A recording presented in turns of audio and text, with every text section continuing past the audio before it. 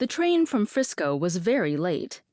It should have arrived at Hugson's Siding at midnight, but it was already 5 o'clock, and the gray dawn was breaking in the east when the little train slowly rumbled up to the open shed that served for the station house. As it came to a stop, the conductor called out in a loud voice, "Hugson's Siding!" At once, a little girl rose from her seat and walked to the door of the car, carrying a wicker suitcase in one hand and a round bird cage covered up with newspapers in the other, while a parasol was tucked under her arm. The conductor helped her off the car, and then the engineer started his train again, so that it puffed and groaned and moved slowly away up the track.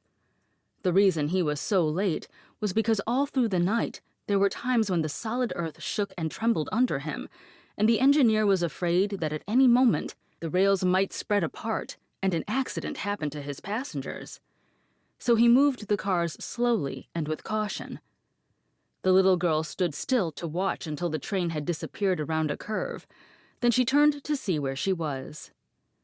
The shed at Hugson's Siding was bare save for an old wooden bench, and did not look very inviting.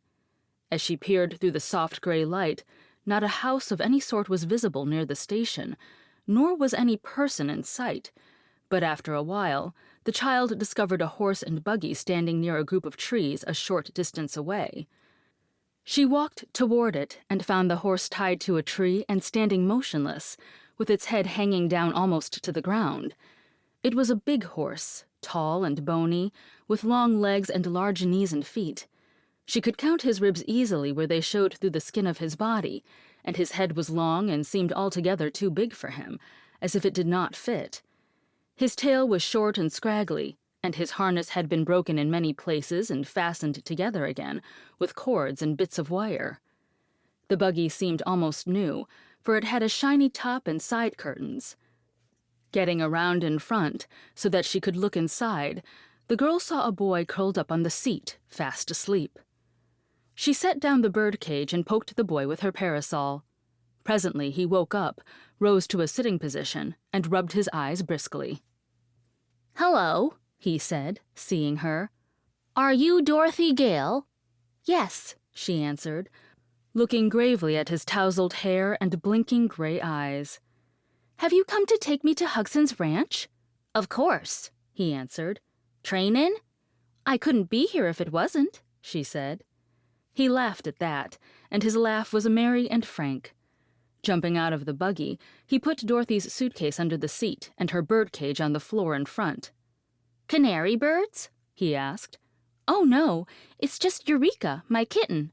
I thought that was the best way to carry her." The boy nodded.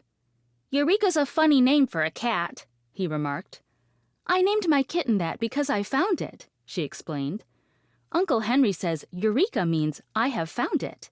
"All right, hop in." She climbed into the buggy, and he followed her. Then the boy picked up the reins, shook them, and said, "Get up!" The horse did not stir. Dorothy thought he just wiggled one of his drooping ears, but that was all. "Get up!" called the boy again. The horse stood still. "Perhaps," said Dorothy, "if you untied him, he would go." The boy laughed cheerfully and jumped out. "Guess I'm half asleep yet," he said, untying the horse. "But Jim knows his business all right. Don't you, Jim?" patting the long nose of the animal. Then he got into the buggy again and took the reins, and the horse at once backed away from the tree, turned slowly around, and began to trot down the sandy road which was just visible in the dim light. "Thought that train would never come," observed the boy. "I've waited at that station for 5 hours." "We had a lot of earthquakes," said Dorothy. "Didn't you feel the ground shake?" "Yes, but we're used to such things in California," he replied. "They don't scare us much." "The conductor said it was the worst quake he ever knew." "Did he? Then it must have happened while I was asleep," he said thoughtfully. "How is Uncle Henry?" she inquired, after a pause during which the horse continued to trot with long, regular strides. "He's pretty well. He and Uncle Hugson have been having a fine visit." "Is Mr. Hugson your uncle?" she asked. "Yes. Uncle Bill Hugson married your Uncle Henry's wife's sister, so we must be second cousins. said the boy in an amused tone. "I work for Uncle Bill on his ranch, and he pays me $6 a month and my board." "Isn't that a great deal?" she asked doubtfully. "Why, it's a great deal for Uncle Hugson, but not for me. I'm a splendid worker. I work as well as I sleep," he added with a laugh. "What is your name?" asked Dorothy, thinking she liked the boy's manner and the cheery tone of his voice. "Not a very pretty one," he answered, as if a little ashamed. "My whole name is Zebediah, but folks just call me Zeb." "You've been to Australia, haven't you?"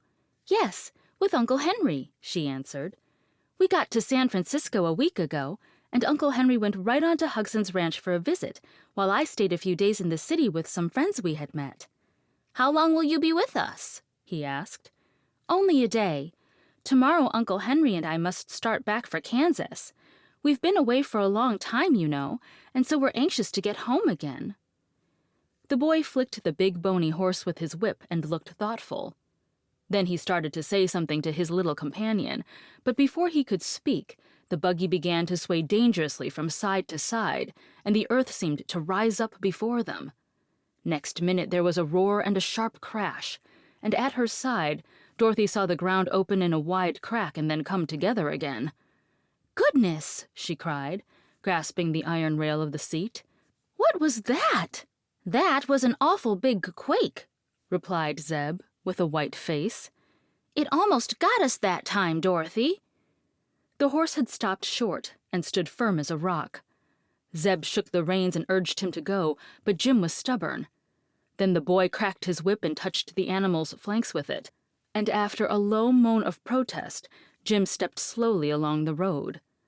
Neither the boy nor the girl spoke again for some minutes.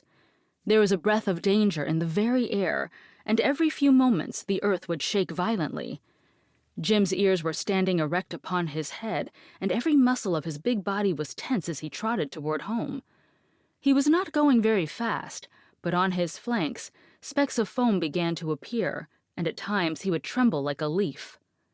The sky had grown darker again, and the wind made queer sobbing sounds as it swept over the valley.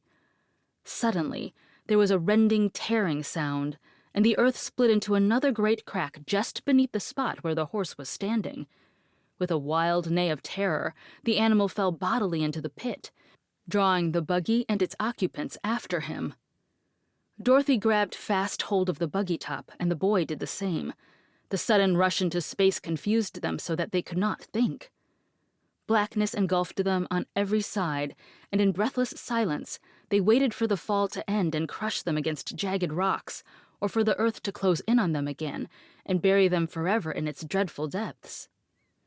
The horrible sensation of falling, the darkness and the terrifying noises, proved more than Dorothy could endure, and for a few moments the little girl lost consciousness. Zeb, being a boy, did not faint, but he was badly frightened, and clung to the buggy seat with a tight grip, expecting every moment would be his last.